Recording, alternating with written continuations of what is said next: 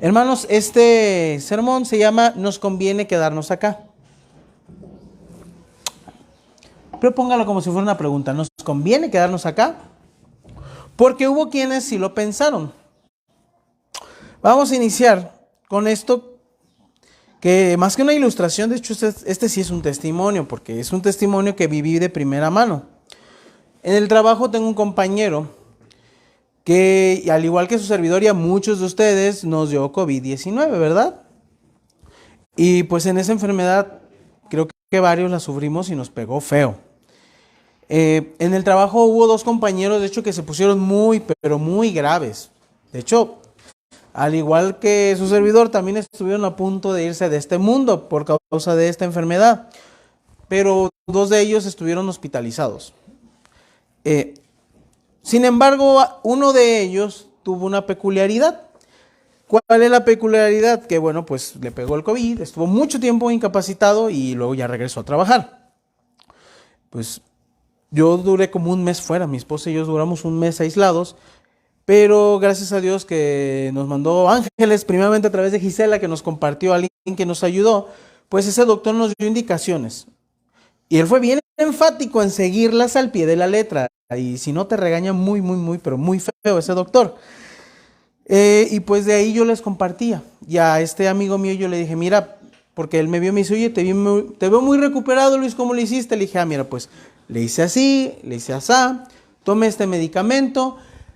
También empecé, le dije, a cambiar mi alimentación y tuve que empezar a hacer ejercicio, porque si no, pues el cuerpo ya no aguanta igual.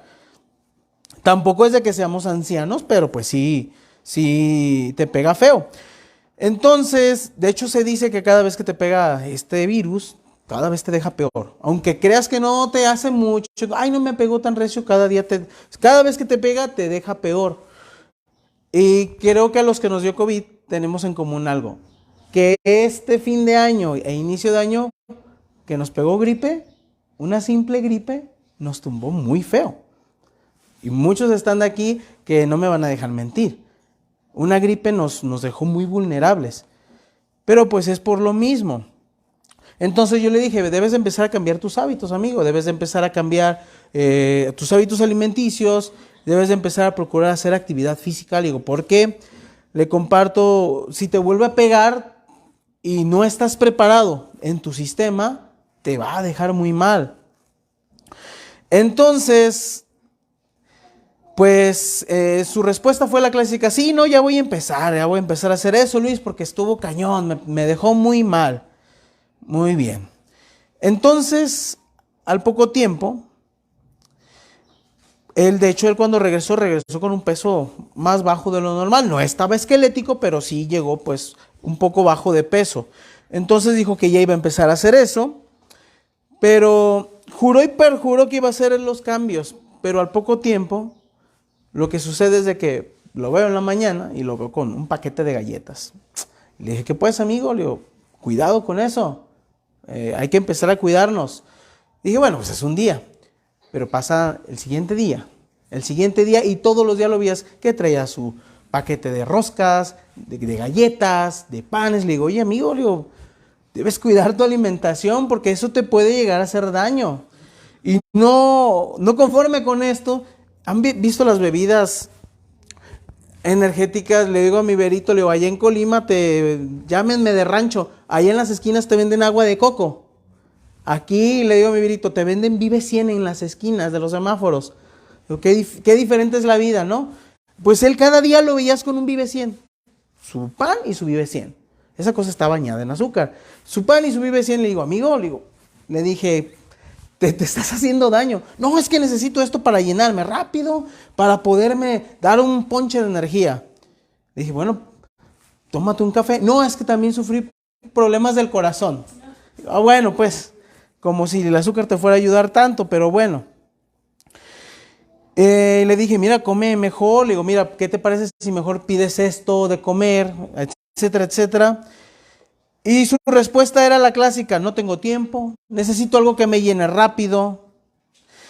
Al poco tiempo, pues le pasó lo mismo que a nosotros, que al final del año y a inicios de este año le dio una gripe. La cosa es de que no fue ni COVID, no fue tampoco influenza. Y le pegó recio, hasta el punto que estuvo aproximadamente 3 semanas incapacitado. Terminó dando bronquitis y casi inicios de neumonía, ya iba a decir pulmonía, de neumonía. No era COVID, no era influenza, hermanos, era una simple gripe. Y lo dejó 3 semanas incapacitado. Cuando regresó, no regresó bien, regresó mal. Incluso de hecho todavía está incapacitado. Regresó 3 días y se volvió a ir porque no quedó bien. Su salud quedó muy comprometida. Y todo esto fue por una razón, por procrastinar, en una razón tan importante como es el cuidado de su propia salud. Y el ser conformista, el conformarse con las cosas rápidas que parecieran aparentemente satisfactorias. A todos nos ha pasado que, ¿sabes qué? No tengo tiempo, me compro un pan y un refresco porque eso me va a llenar. Desgraciadamente nos conformamos en siempre hacer eso. Acomodamos nuestro tiempo y en vez de decir, el día de mañana me despierto más temprano y me preparo algo, unas verduras cocidas, una fruta, no, mejor, ya me di cuenta que si aguanto con eso, lo voy a seguir haciendo día tras día, días tras días. Y el tema de hoy es ese, hermano. Caray, esto ya parece una sesión de coaching. No lo es. Porque también, aunque parece un tema ajeno a la iglesia, tiene todo que ver con la iglesia, hermanos. De hecho, es imposible, no podemos decir, soy una luz eterna. No se puede, hermano. No podemos tener una doble vida. ¿Sí? El título de este sermón lo vamos a encontrar, o la razón de ser, en el libro de Números, capítulo 32. En el versículo 5. Para entrar en contexto, no sé si se acuerdan que cuando los hijos de Israel, las 12 tribus iban peregrinando, de repente, 2 tribus y media, antes de empezar a cruzar el río Jordán, que del otro lado ya se encontraba la tierra prometida, dicen, oye, ¿sabes qué? Lo leemos. Le dijeron a Moisés, si hallamos gracia en tus ojos, des esta tierra a tus siervos en heredad y no nos hagas pasar el Jordán. Es decir, dijeron, ¿saben qué? Pues nosotros tenemos un montón de ganado y esta tierra es buena para la ganadería. ¿Qué tal? Le dicen a Moisés, si nos dejas esta tierra y no cruzamos el Jordán. Ahora, vamos a ver un poco más de este tema. Antes de continuar, para ustedes, ¿qué es la procrastinación, hermanos? ¿Alguien sabe qué es la procrastinación? ¿Que no sea Jonathan? ¿O que hasta el último sea Jonathan? ¿Alguien sabe qué es la procrastinación? Dar largas a lo que sabes que tienes que hacer. Ajá. Que quieres hacer. ¿Alguien más? La definición, de hecho, básicamente es esa. Es otra manera más ilustrativa, ¿verdad? El dicho dice al revés, ¿verdad? No hagas para mañana lo que puedes hacer. Ya se me olvidaba. Sí, la procrastinación es dar largas. Aplazar algo que es tu trabajo o tu obligación. ¿Sí? Exactamente. Es un mal cultural, desgraciadamente. Porque en Japón no ves eso. ¿Sí? Es algo bien común, hermano, y no podemos decir que estas generaciones nuevas, en realidad todas las generaciones han tenido ahí, pero ahorita se les está dando un poco más el enfoque. ¿Por qué? Porque pues la procrastinación tiene repercusiones en el ámbito laboral.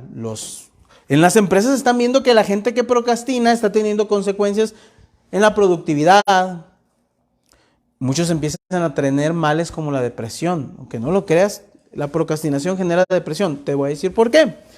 De repente un día estás achicopalado y en tu casa, por ejemplo, dices, ¿sabes qué? Hoy me siento muy mal, no tengo ganas de hacer qué hacer. Y ves que la mesa está medianamente desarreglada y dices, mira, mañana lo hago. Al día de mañana resulta y acontece que te vuelves a sentir mal. Y dices, hoy no tengo ganas tampoco de hacer qué hacer. Mañana lo vuelvo a hacer. En 2 días se acumula un poco más. Y si sigues así, ya no te vas a deprimir por la depresión que tenías, sino al ver tanto caos, te va a generar un estado de depresión. Si tú tienes un proyecto al que le das largas, eventualmente te vas a sentir mal, porque sientes que te estás fallando a ti mismo. Se vuelve un círculo vicioso, hermanos. La gente de repente no es capaz de tomar responsabilidades porque no son capaces de hacer las cosas a tiempo. A todos nos ha pasado, a mí me ha pasado, que de repente tenemos un montoncito de trabajo ahí, mañana lo termino, ya son las 4, yo a las 4 me voy. Acceso correcto, adiós. Mañana me ponen a hacer otras cosas y las hojas, es mucha lata, mañana la hago. Se llega el último día y el jefe, Luis, el trabajo ese, pues ahí está. Luis, esto ocupaba tenerlo hace 2 semanas, Luis. Ahorita lo hago en 5 minutos. La realidad es que no lo haces en 5 minutos, pero ya te causó un problema. ¿Ustedes creen que un jefe va a querer, o cuando se presente la oportunidad de subir de plaza y diga, jefe, yo me quiero proponer, ¿creen que me van a poner? No, pues, hombre, un bonchecito no lo pudiste hacer.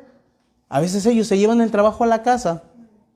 Al rato me voy a divorciar porque mi verito me dice, oye, la casa la tienes llenas de papeles del trabajo. Ya no hay muebles, hay puras hojas. Eso sucede, hermanos. En el relato que acabamos de leer, en este versículo, sucede eso. Que ellos dijeron, ¿sabes qué? Nosotros tenemos muchos animales. Déjanos esta tierra. Y Moisés ya había tenido experiencia, o sea, tenía más de 40 años aguantando al pueblo de Israel. Ya tenía mucho tiempo. Entonces, le había tocado cargar con sus murmuraciones, con las malas decisiones, con las quejas de los hijos de Israel, con la insatisfacción y que nada les parecía. Que si hay mucho maná, que si hoy nos mandaron codornices, que si, ay, es que el viernes tengo que hacer la comida y el sábado pues ya está fría, y es que no puedo hacer el doble porque se me engusana, etc. En muchas ocasiones, bueno, primeramente, imagínense lo que pasa por la mente de Moisés. Que un pueblo le dice, oye, déjanos, no queremos cruzar, aquí déjanos. Imagínense que ustedes son Moisés, que vieron a Dios que hizo grandes cosas en Egipto. Les destruyó toda su agricultura, les mató a todos sus ganados, les mató a todos los primogénitos, abrió el mar, les dio maná diario, les mandó codornices, les hizo que los guaraches no se les aportillaran y que de repente un montón le dijeran, es que no queremos cruzar. ¿Cómo se sentirían ustedes? Una vez Jonathan lo dijo, me quisiera agarrarlos de las greñas. Probablemente es lo que Moisés hizo. O pensó eso. O sea, probablemente Moisés se le cruzó la mente, ay no, otra matazón. Ahora en cualquier ratito Dios me va a decir, aniquílame a todos esos porque ya me tienen hasta la coronilla. Pero, porque ellos ya sabían que si ellos iban a quedar, no iban a querer ir a combatir, pero ellos le dijeron, no, espérate Moisés, lo que vamos a hacer es lo siguiente, déjanos este territorio y dejamos a las mujeres, niño y ganado, y nosotros nos vamos y nos la rifamos con la tierra prometida, los vamos a aniquilar nosotros también. Y Moisés dijo, bueno, aceptamos esos términos. Si van a ayudar a conquistar, aceptamos. Y Moisés murió. ¿Y quién quedó de sucesor? ¿Se acuerdan? Josué. Y Josué tenía que tener mucho cuidado, hermanos, porque el pueblo seguía siendo medio rebelde, ¿verdad? La gente mayor ya había muerto, estamos de acuerdo, ¿verdad? Ese era el propósito de los 40 años, que los que tanto se quejaran de que, ay, que no, nos van a matar, que la canción y que esto y que el otro, Dios les dijo, ¿tanto dices que se van a morir? Está bien, se van a morir en el desierto y no van a entrar a la tierra para que se les quite los quejumbrosos. Los únicos que acompañaban a Josué eran los que fueron niños en su momento y los que nacieron en el desierto, ¿sí? Algunos probablemente estaban muy chiquitos para acordarse de lo que Dios hizo, otros no tanto. Unos no supieron nada, más que se acostumbraron a diario ver el maná caer y a comer. A que de repente sus papás iban a pelear y que ganaban. Probablemente ellos decían, bueno, son un buen ejército. Y tal era la preocupación de Dios por lo que fuera a pasar, que le dio a Josué, unas instrucciones que todos nos sabemos de memoria y que lo recitamos y que Poncho nos los puede decir de memoria en Josué 1, 8 y 9. Mínimo dame uno, te lo sabes de memoria. Mira que te mando, que te esfuerces y seas valiente. No temas ni desmayes, porque Jehová tu Dios estará contigo donde quiera que vaya. Antes de eso le dice, nunca se apartará de tu boca este libro de la ley, sino que de día y noche meditarás en él para que guardes y hagas conforme a todo lo que en él está escrito, porque entonces harás prosperar tu camino y todo te saldrá bien. Es decir, le dijo, necesito que te grabes bien estos 5 libritos. Era un libro nada más. Necesito que te lo metas aquí y que le enseñes a estos, porque son quejumbrosos a más no poder. Entonces, le dijo que se esforzara, que cumpliera la ley, que hiciera lo que hizo Moisés. Es decir, que obedeciera a Dios. ¿Sí o no? A resumidas cuentas le dijo, obedece, nada más. Obedece en cumplir la voluntad de Dios y el propósito.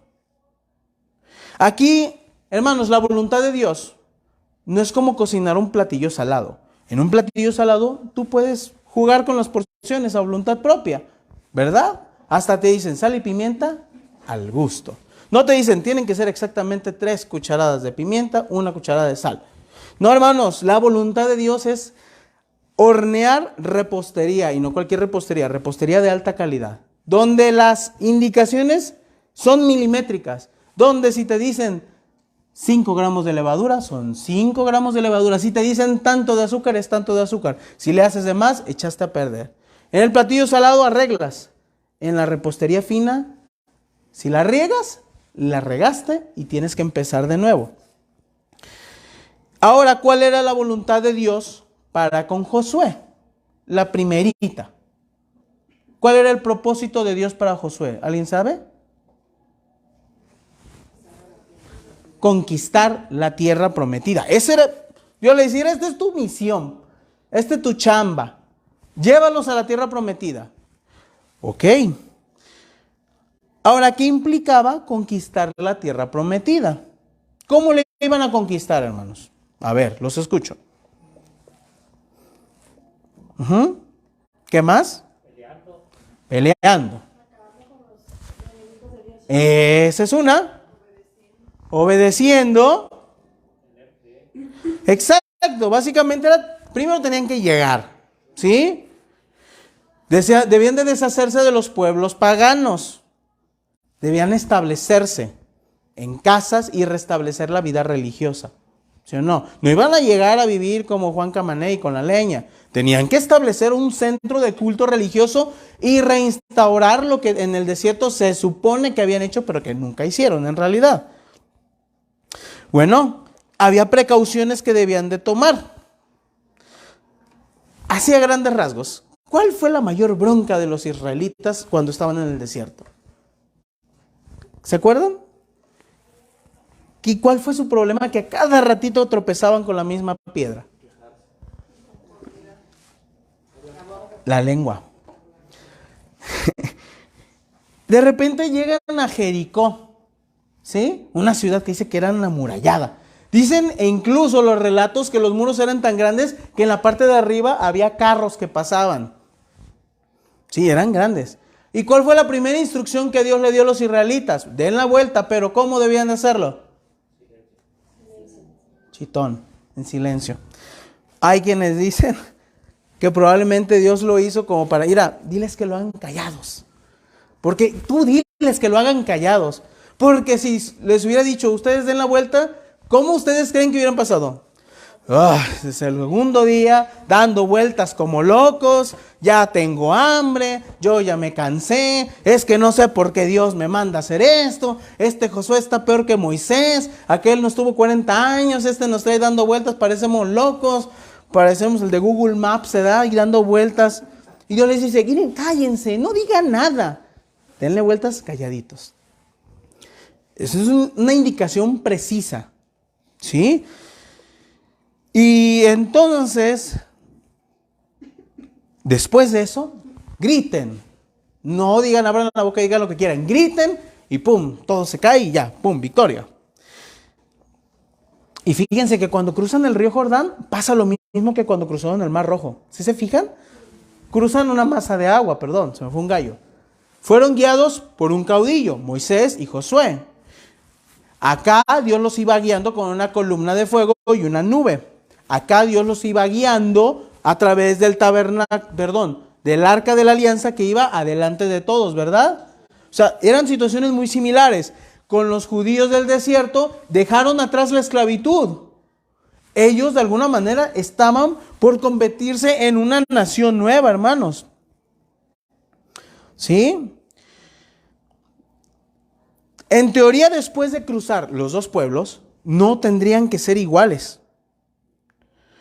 Los israelitas del tiempo de Moisés, cuando cruzaron el Mar Rojo, a pesar de que iban a ser libres, tenían que luchar por aprender a vivir de esa manera. Porque no fue automático. No empezó a decir, ¡ay, qué chido! Tengo una mentalidad de alguien libre. ¿Qué decían? ¡Ay, extrañan los pepinos, las cebollas, y la carne!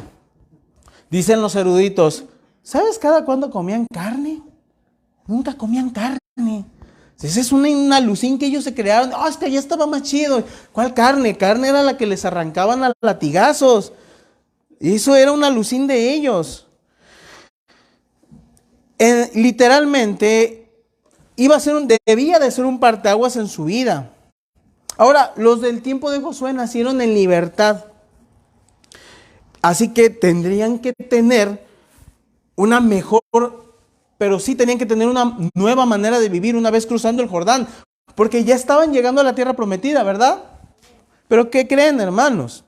A pesar de ser un pueblo nuevo, tenían mañas viejas. Sí, estaban amañados ya. Porque al igual que sucedió con Moisés, ¿cuántos no se quisieron regresar? Muchas veces quisieron regresarse. Pues ellos no quisieron cruzar, algunos. Por eso de repente hubo ese conflicto. Pero a ver, ¿por qué se quisieron quedar? Y lo dije en un principio. Porque se adaptaba a su estilo de vida, ¿verdad? Ellos eran ganaderos, dijeron, esta tierra se me acomoda. No quiero entrarle a la catafixia, no quiero saber qué hay más allá. Yo, mira, a lo seguro, yo aquí me quedo. Esto se acomoda con mi manera de vivir. Perfecto. Ahora, otro punto, ellos prometieron que irían a la guerra. Porque era la condición para quedarse ahí. Te quedas, pero vas a la guerra, no te vas a acobardar.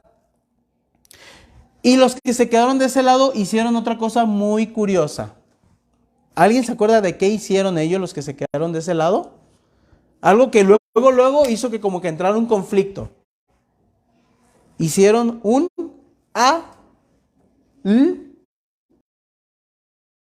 ellos hicieron un altar. ¿Se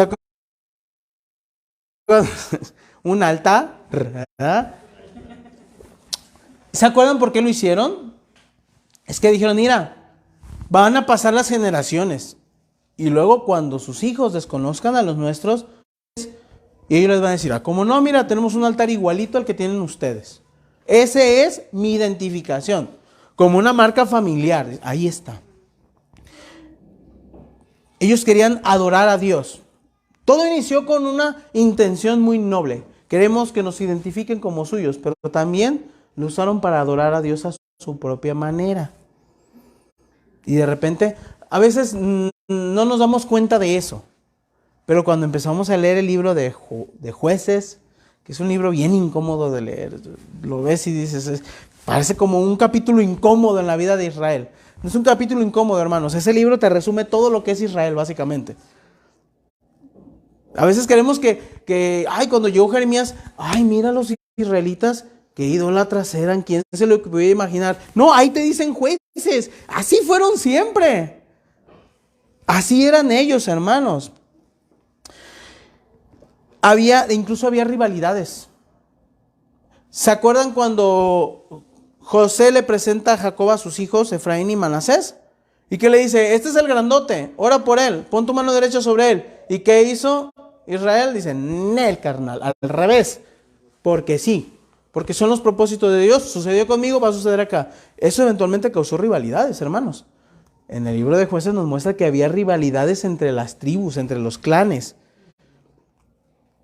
Ahora, ¿alguien sabe qué le pasó a esas tribus, hermanos? Desaparecieron. Mira, ve en la Biblia un mapa de la repartición de las tierras y te va a decir, no, pues aquí está Efraín, Manasés, bla, bla, y en ese lado del Jordán te va a poner Rubén, Gad y la media tribu de Manasés.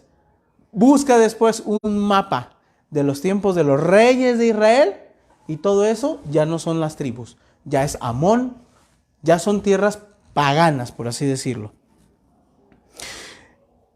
Y no solo eso, las otras tribus de Israel también se perdieron, pasaron muchas cosas. Y aunque ustedes no lo crean, la procrastinación tuvo mucho que ver con ello. Y ahorita vamos a ver por qué. Si nos fijamos, y les acabo de decir ahorita, las 7 vueltas que le ordenó Dios a Josué, fue una indicación precisa. ¿Qué era lo que tenía que hacer Josué e Israel? Una palabra: obedecer. Obedecer. Obedecer a Dios, cumplir su voluntad. Hermanos, esto es una obediencia precisa y exacta. Vemos que cuando la gente no obedece las indicaciones precisas de Dios, siempre hay problemas. Cuando nos atribuimos papeles que no nos corresponden, hay problemas. ¿Alguien se acuerda, por ejemplo, de cuando pelearon los israelitas y tenían que ofrecer un sacrificio? Y estaba Saúl de rey. Y le dijeron: Saúl, acuérdate que para comernos esa carne tiene que venir Samuel, la tiene que bendecir, sacrifica y de ahí comemos. Pero empezaron todos a que es que tenemos hambre, es que ya se me antojó el cabrito, bla, bla, bla, bla, que esto y que el otro. Y Saúl, por quererla hacerla de bonachón, sacrifica. Y porque también ya estaban comiéndose la carne cruda, básicamente, bueno, con la sangre, no cruda, que sacrifica a él. Al poco tiempo llega Samuel y dice: ¿qué estás haciendo? A ti no te toca hacer eso.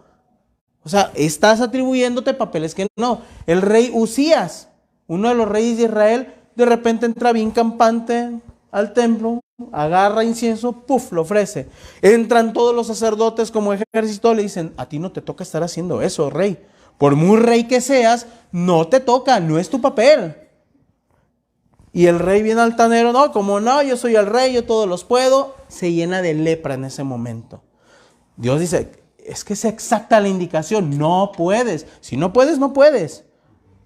Cuando Dios te da libertad, puedes. Pero cuando Dios da instrucciones precisas, cualquier cosa que se salga de esa indicación es desobediencia.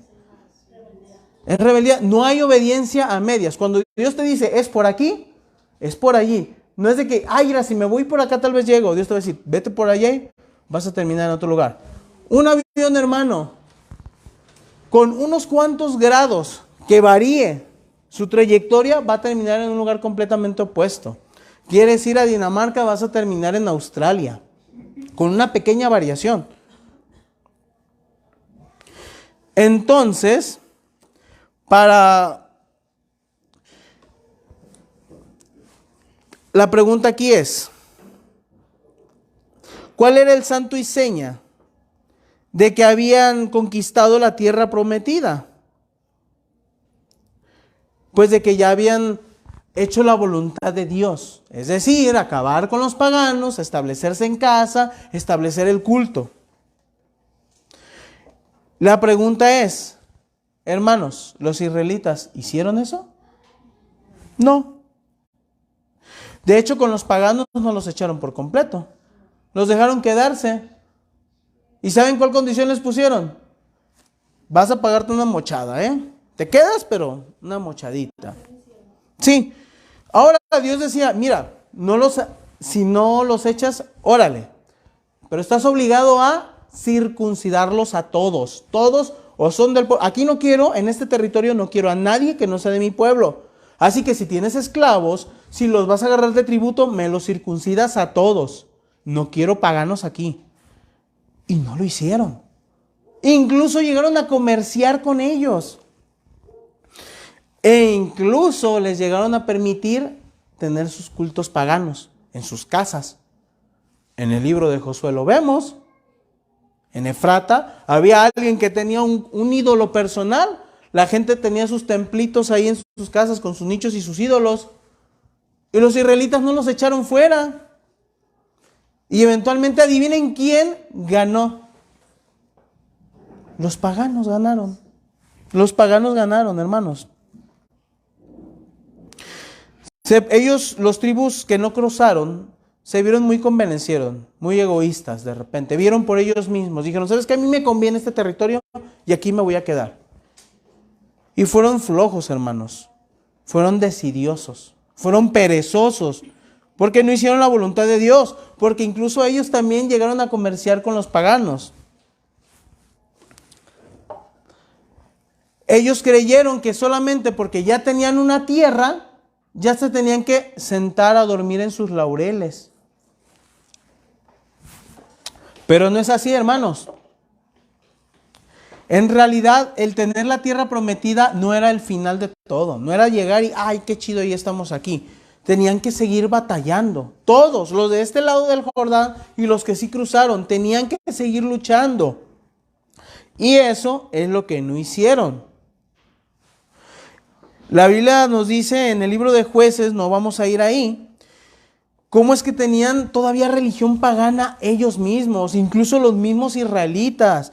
Pablo en su momento dice, ustedes llevaban la estrella del dios Renfán con ustedes.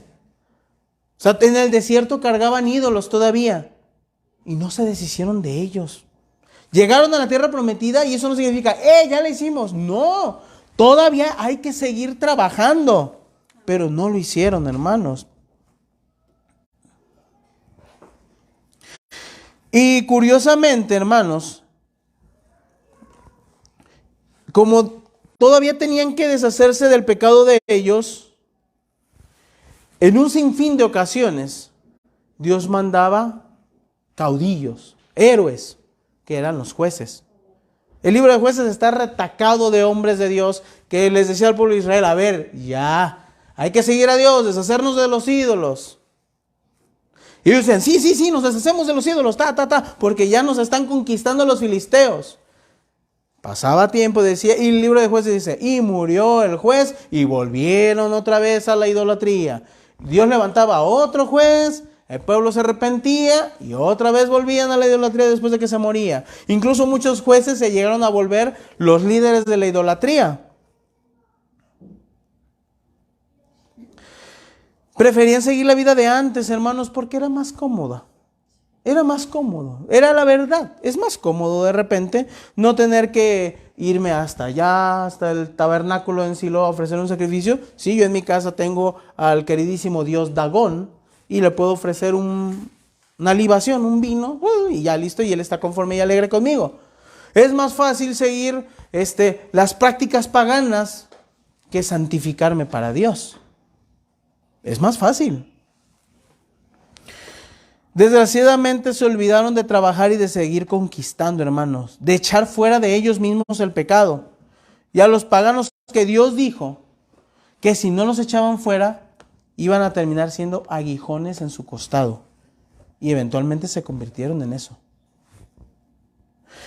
La desidia y la procrastinación de Israel, hermanos, primeramente en las tribus que no cruzaron, los llevó a ser en los judíos en los que se convirtieron. Porque de nuevo, les digo, la idolatría que vemos en Jeremías no nació de la noche a la mañana. Ya la tenían. Y no es de que, el pueblo de Israel, no, lo estás maldiciendo. No, hermanos, ellos ya eran así. Lo único que necesitaban para terminarse de ir por el caño, por así decirlo, era que el rey fuera igual de liviano y flojo en su vida espiritual, al igual que ellos. Y adivinen qué, llegaron a tener reyes así. ¿Y qué fue lo que pasó? Los conquistaron. Llegaron los babilonios y se los llevaron y destruyeron el templo. Era lo único que ocupaban, que el principal, el rey, el que los dirigiera, fuera igual que ellos. Y al tenerlo, todo se fue al despeñadero. Eventualmente, hermanos, todos esos territorios, como les digo, se volvieron territorios paganos. ¿Alguien se acuerda de los samaritanos? Jesús habla de los samaritanos, la Biblia habla un montón. Los samaritanos eran ellos. ¿Se acuerdan que en Juan 4, cuando Jesús va con la mujer más samaritana, la mujer samaritana le pregunta, oye, ¿dónde habremos de adorar a Dios? ¿En este monte o en aquel? Un monte se refería al templo. Y el otro monte, ¿saben cuál era? El altar que edificaron antes de cruzar el río Jordán. El mismo que dijeron, es que es para que nos identifiquen como sus hermanos. Ah, en ese se referían, a ese monte. Los samaritanos eran judíos que fueron conquistados por los paganos y que en parte seguían a Dios y en parte seguían paganos. Hermanos, la pereza les condenó y como me dijo un amigo el otro día, respecto a esta meditación que estaba platicando con él, dice, el Dios que tenemos le gusta que trabajemos, pues la pereza y la desidia nos va a llevar a la idolatría profunda, al punto de llegar a la perversión e incluso a la apostasía, como a ellos les sucedió. Los judíos, hermanos, seamos honestos, ellos llegaron a participar en cultos idólatras, en orgías incluso. Ellos participaron en eso. No crean que Dios los mandó a un cautiverio nada más porque ofrecían incienso a un dios pagano. Era porque se habían ido con todo a obedecer a los ídolos. O sea, Dios no es un Dios quisquillosito de que, ay, me hiciste eso, ya me enojé contigo. No, hermanos, ellos se fueron de verdad a las peores perversiones, hasta el punto que los profetas a cada ratito les están diciendo, le dice Israel, eres como una prostituta. Así les llegó a decir, eres como una prostituta. Estás peor porque tú les pagas a ellos para pedirles favores. En vez de que ellos te paguen a ti, tú vas y les pagas para conseguir algo de ellos. Hermanos, la procrastinación es como cuando, por ejemplo, si tenemos un carro que de repente les marca un error. No sé, error en el motor. Y dejan pasar tiempo y dices, luego lo reviso. De repente esa falla trae como consecuencia otra, que a su vez llega a crear una descompostura casi total en el carro. Pues esa es la procrastinación y las consecuencias, hermanos. Si transportamos lo que sucedió en el antiguo Israel a nosotros, primero se van a asombrar y van a decir, ay Luis, no manches, pues ni que fuéramos como ellos. No es lo mismo, ellos se metieron con dioses paganos y en rituales satánicos. Yo no lo haría ni de chiste. Pero la curiosidad es de que, hermanos, nuestros desafíos no son tan fuertes como los de ellos. ¿Sí? Nuestros desafíos son menores, por así decirlo. ¿Sí? No son tan feos y por lo tanto, si nuestros desafíos son menores y no cumplimos con esos desafíos tan pequeños, pues vamos a terminar creo que peor que ellos también. Fíjense, hermanos, Dios nos ha hablado a nosotros, nos ha hablado mucho. Esta congregación va a cumplir, si no me equivoco, 11 años. 11 años. Nos ha dado visiones, nos ha dado proyectos, nos ha hablado. Nos ha dado series de enseñanza, hermanos. Nos ha dado promesas. Hemos iniciado lecturas de libros. Dios nos ha indicado qué camino seguir en ocasiones. Nos ha mostrado qué pecados nos han traído consecuencias. Nadie puede decir que no. A todos Dios nos ha dicho, esto estás fallando. Trabájame en esto, por favor, hijo mío, hija mía. En esto necesitas trabajar. Incluso qué males debemos desarraigar como nosotros, como los judíos tenían que desarraigar a los paganos en esta tierra prometida. Sin embargo, hermanos, a veces nos hemos quedado a medias y no hemos concluido en muchas ocasiones lo que hemos comenzado. Reflexionen cuántas veces como congregación, como familia, como individuos, has dicho voy a comenzar este proyecto o como congregación vamos a iniciar esto y de repente por una u otra cosa no se concluye. Hagan la cuenta. Y no lo digo para que nos agüitemos ni nada de eso. Pero lo hemos hecho, hermanos. Nos pasa como los judíos con los jueces. Nos emocionamos durante un tiempo y obedecemos a Dios, pero al poco tiempo desertamos. Y hay veces en que, al igual que los que no cruzaron el río, dicen, no, es que sí vamos a ir a pelear y vamos a seguir echándole ganas. Nosotros aquí vamos a adorar a Dios de nuestra trinchera, que a veces al no concluir algo decimos, mira, no voy a concluir, no voy a seguir yendo a esta clase, por ejemplo, pero le voy a echar ganas y lo voy a seguir viendo desde mi casa. Pero la realidad es de que cuando a veces estamos en la casa, hasta una mosca nos distrae. Es más difícil, hermanos. Sí, decimos, Dios me ha hablado a través de esa circunstancia. Ya Dios me dijo que, yo por ejemplo, que no debo dejar que se me encarnen más las uñas. Ya, última vez, Dios, se me encarna una uña y luego me la quito, luego me la quito, luego me la quito y cuando menos me doy cuenta estoy igual de amolado con la pata, con el dedo así de grande, porque no lo hice a tiempo. A todos nos pasa, hermano, a todos nos pasa en algún momento. A veces estamos a gusto con el estatus que tenemos. Y hacemos promesas y juramentos que a veces, al igual que cuando escribes muy profundo una palabra en la orilla del mar, a las 3, 4 horas que pasan, desaparecen. La inconstancia nuestra sale a relucir muchas veces. Y fíjense que Dios nos ha dado libertad, ¿no? Somos libres en Cristo. Nadie, o alguien aquí es esclavo en Cristo Jesús. ¿Alguien es esclavo del pecado? Nadie. Todos somos libres, hermanos, todos. Pero, hermanos, se nos olvida que a pesar de que somos libres, tenemos que seguir luchando por echar fuera el pecado de nosotros. Hay cosas que tenemos que desarraigar, malas costumbres, malos pensamientos, malos hábitos, etcétera. Pero se nos olvida y los dejamos convivir con nosotros. No concluimos las cosas, pero prometemos que le vamos a echar ganas, así como aquellos dijeron que iban a cruzar el río y que iban a batallar. Y en nuestro tiempo construimos altares para adorar a Dios a nuestra propia manera. No a la manera de como Dios nos indica, a nuestra propia manera. Y eso nos termina echando abajo, hermanos. Tristemente, a veces somos negligentes. No siempre, pero a veces tenemos esa negligencia. A veces no tenemos ánimo para seguir. Y eso nos hace estar más lejos.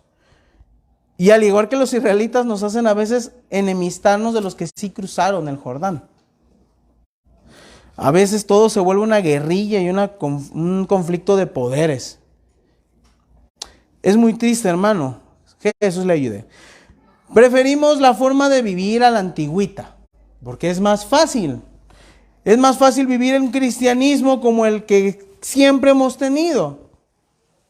A pesar de que esto sabemos que nos ha traído muy malos resultados, muy malas consecuencias.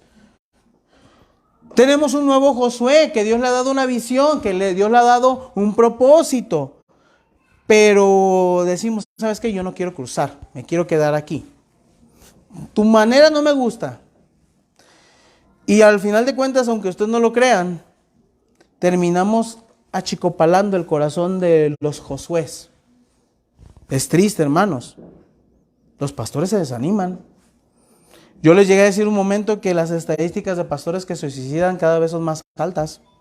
Y no les estoy diciendo pastores que son adúlteros, que son rateros. No, pastores que sirven a Dios. Hay una foto en internet de un pastor que unas 2 horas antes de quitarse la vida, estaba con la congregación tomándose fotos bien sonrientes. A las 2 horas ha dado un balazo. La gente se desanima.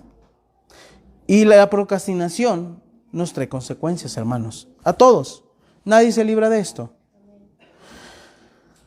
Y desgraciadamente empezamos como a hacer como en Shark Tank. Empezamos a hacer negociaciones con el pecado, con los paganos que se quedan en la tierra. Y les decimos, bueno, hay unos paganos, porque es lo que pensaban los israelitas. De repente unos paganos los engañaron y dijeron, aquí los vamos a tener. Es más, van a ser los aguadores. Así dice la Biblia. Los agarraron de aguadores. Pues esos paganos eventualmente les dieron en la torre a todos. Los que fueron unos paganitos, que es un grupito de 100 personas contra decenas de miles de israelitas. Pues esos aguadores insignificantes eventualmente les terminaron introduciendo cultos paganos. ¿Sí? Decimos, mira, y hasta son buenos trabajando. Hay que dejarlos que se queden. hay que dejar estas costumbres. Voy a dejar este pecado que, pues yo sé que a mí, nada, ¿a quién afecta? Nada más a mí. Porque hay veces en que decimos eso, ¿no? Aquí el único que afectado soy yo de este pecado. Nadie más. No, hermano, el pecado afecta a todos. Porque somos un cuerpo. No puede decir, tengo gangrena en mi dedo. Y el dedo va a decir, no, es mi gangrena, es mi bronca. Aquí el único malo soy yo. Ok, déjatelo un mes para que veas. Al rato que la tengas en el ojo y que se te bote como zombie, ahí vas a ver que si te afecta. Hermanos, todo afecta. ¿Y como qué pecados y con cuáles negociamos y hemos negociado hasta ahorita? Pues con la desidia, el chisme, murmuración, crítica, falta de misericordia, ser livianos con nosotros pero duros con los demás, en que no concluimos las cosas que terminamos, en que de repente empezamos a leer la Biblia y después se nos trambulica y ya nunca la volvemos a leer en lo que resta del año, que no meditamos, que no oramos, etcétera. Hay muchas cosas, hermanos. Y todos de repente podemos batallar en una o en otra cosa. Todo nos pasa, hermanos. Quien diga que, el otro día les dije en la célula, el que diga que ya no está batallando con ningún pecado, lo va a decir delante de Jesucristo. Cuando uno se da cuenta, va a decir, ay, aquí está Jesús. Ya no batalló con un pecado, mira, aquí está Cristo. Pues porque ya te fuiste. No es porque ya estés en esta tierra y seas tan santo. No, nadie. Nunca. Todos estos son pecados con los que hemos aprendido a convivir y a veces no luchamos para echarlos afuera, hermanos. A veces le decimos como los israelitas, te voy a dejar vivir aquí, pero véndeme las cosas más baratas y págame un tributo y aquí te dejo. Pues nosotros le decimos al pecado, te vas a quedar aquí, pero ¿sabes? Nomás te voy a ver en los demás, en mí no. ¿Sí? Ahí quedamos. Te quedas conmigo, pero que nadie me vea, pero sí voy a verte en los demás. ¿Qué les pasó a esas tribus, hermanos? Hay muchas teorías. La más probable es de que fueron tan reducidas, que fueron absorbidas unos por la tribu de Judá, pero otras fueron absorbidas por los pueblos paganos. Y hermano, les digo algo, se escuchará feo esto, pero ojalá y hubieran desaparecido por completo. Les voy a decir por qué. Porque tristemente aprendieron a vivir entre los paganos. Y sí, Jesús usa a los samaritanos como un ejemplo bonito. Jesús, por así decirlo, es como si los redimiera, ¿verdad? Como les diera una nueva oportunidad. De hecho, Jesús le dice a los discípulos que nada más vayan a Samaria al principio y con los otros judíos. Pero hermanos, antes de ese tiempo llegaron a un punto bien triste. Y hay un capítulo de la Biblia que a veces no sé, son de los capítulos que de repente no le tomamos o lo pasamos así sin pena ni gloria. Cuando yo lo vi por primera vez dije, a ver, ¿en qué momento me metieron este versículo? Mi Biblia no lo tenía antes Alguien me lo puso. Y está en Segunda de Reyes, capítulo 17. Hermanos, los judíos que no cruzaron el Jordán, se mezclaron tanto con los pueblos paganos, que fue un rey pagano el que dijo, mira, ahí hay gente como que obedece al Dios Yahvé, pero están medios iletrados. ¿Sabes qué? Mándame un sacerdote de su religión para que los enseñe. Y fueron. Y hubo un sacerdote que les enseñó. En el versículo 33, voy a empezar desde antes, del 32. Temían a Dios e hicieron del bajo pueblo sacerdotes de los lugares altos, que sacrificaban para ellos en los templos de los lugares altos. El 33 es el más triste de todos. Temían a Jehová y honraban a sus dioses, según la costumbre de las naciones de donde habían sido trasladados. Hasta hoy hacen como antes, ni temen a Jehová, ni guardan sus estatutos ni sus ordenanzas, ni hacen según la ley y los mandamientos que prescribió Jehová a los hijos de Jacob, al cual puso de nombre Israel, con los cuales él les dijo, no temerás a otros dioses, ni los vas a adorar. Dice en el 40, pero ellos no escucharon, antes hicieron según su costumbre antigua. Así temieron a Dios aquellas gentes y al mismo tiempo sirvieron a sus ídolos, y también sus hijos y sus nietos, como hicieron sus padres hasta el día de hoy. ni de un lado ni de otro. Jehová era un Dios más entre los demás para ellos. Por eso les digo, ojalá los hubieran absorbido. Pero no, ahí estaban. Cristo, bendito Dios, les dio la oportunidad. Obedecen a medias, hermanos. Siguen con las cosas de antes, pero como que quieren obedecer a Dios. Todo por procrastinar. Todo inició como un, no quiero irme para la tierra prometida, me quiero quedar acá. Todo empezó con eso, con buenas intenciones. Pero empezaron a poco a desviarse. No concluyeron la obra de Dios. Desastre de los paganos. No me hacen nada, Dios. No exageren. Mira, Josué está por allá, nosotros estamos acá. Nosotros sabemos cómo lidiamos con esto. Nosotros decimos, pues yo sé cómo lidio con este pecado. Tú no me digas nada. Tú no tienes derecho a decirme nada. No, hermanos. Vencer la procrastinación no es fácil. Necesitamos disciplina, no militar, pero necesitamos esforzarnos. Y hermanos, nos vamos a fallar y vamos a caer en este camino. Pero una cosa sí, es de que no hay que dejar que el pecado se quede en nuestra tierra. Hay que echarlo fuera, no hay que conformarnos, no hay que negociar con él. Hermanos, los israelitas tenían que ir a una batalla que ya estaba ganada. Dios le dijo, vas a ir y les vas a partir toda la cara. Yo voy a estar contigo, yo te voy a ayudar a echarlos fuera. Pero tú tienes que ir.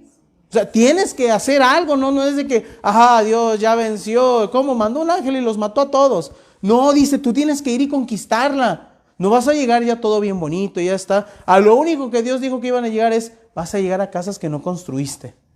O sea, es lo único. A árboles que tú no plantaste. Es lo único que vas a tener de ahí. Todo lo demás a ti te va a costar trabajo. Hermanos, Dios nos da la palabra. Dios nos da el poder con el Espíritu. Dios nos asegura una victoria. Nos da promesas. Pero a nosotros nos toca el creer esas palabras, obedecerla, esforzarnos, luchar y mantenernos, que es lo más importante. Hay veces vamos a tener derrotas aparentes, pero ahí le dice que Él no va a dejar caer nunca. Bueno, no. Si Dios no deja caído al justo, como iglesia, ¿creen que vamos a hacer menos? No debemos dejar caído a ningún justo, hermanos. Le compartía el otro día a mi esposa y también a Jonathan que sembradío de jitomate y ay, voy a ayudarte a cosechar, voy a empezar a agarrar todos los rojos. Te voy a decir, no, carnal, así no es. O sea, tienes que aprender a hacerlo, no nomás llegar a arrancar fruta por arrancar. Tenemos que aprender ya a cosechar y sobre todo a saber qué vamos a hacer con la cosecha. ¿Cómo lo vamos a usar, hermanos? Creo que Dios quiere que aprendamos eso. Que es momento que crezcamos y que dejamos atrás los vicios, los pecados, las maneras de pensar que nos han hecho daño. No hay que negociar con ellos, hay que echarles fuera. Porque eso son cosas. Porque ¿queremos quedarnos de este lado del Jordán o queremos cruzar? Queremos cruzar. Bueno, ¿queremos que los enemigos de Dios se queden en nuestra tierra o los echamos fuera? En marzo, el pastor nos decía con lágrimas una cosa muy fuerte, una palabra que fue muy dura. Muy dura, que vino acompañada de otra palabra. ¿Te acuerdas, Jonathan, cuál era la palabra dura y casi determinante que compartiste en el 2020 antes de que iniciara la pandemia? ¿Cuál era esa palabra? Estábamos todos despedidos por el desempeño que habíamos hecho. Sí, que básicamente Dios decía, hasta aquí llegó. Pero después dio otra palabra a Dios diciendo, al igual que como en el Evangelio de Lucas, cuando dice el viñador, ¿sabes qué? Deshazte de esta planta, esta higuera ya no me sirve. Que él le dijo, dame un año más. Y si en ese no da fruto, dale crán. Hemos pasado ese año, hermanos. Si Dios viniera, no en el sentido de que venga por su pueblo, Dios nos haga una visitación como congregación. Los de la alabanza, fuimos con la hermana, la de enfrente de Contere, la que falleció, la hermana Felipa. Una vez fuimos, la visitamos. Nos dolió mucho en su momento y hasta lloramos porque la visitamos y nos dijo la hermana, visiten otra vez. Y dijimos, vamos a visitarla y vamos a hacer un molito. Los de la alabanza, sí, hermanos, visítenme y hacemos un pequeño servicio. Hicimos desidia. Y un día nos dieron la noticia que la hermana falleció. Lo más cruel de todo es de que nosotros habíamos comprado el mole para hacerlo. Y cuando nos dijeron, y lo más feo de todo, casi de parte de Dios, yo ese mole lo dejé en un estante que teníamos. Era completamente visible. Cuando dicen, murió la hermana Felipa, ese mole se quedó como si fuera un recordatorio de, ahí está, tu procrastinación, no hiciste. Pudiste haberla visitado. No digo que, ay, se perdió. No, ella era una creyente, pero ahí estaba ese mole. Y cada vez que lo veía me recordaba, no fuiste, no hiciste lo que debías. O sea, ¿por qué lo aplazaste tanto?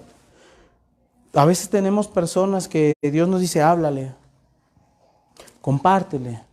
Luego, la persona te dice, es que hoy no puedo. O de repente la persona, hay veces en que al decirte no puedo, te está diciendo, quiero, pero me lo impide, ayúdame. Y no sabemos ser sensibles.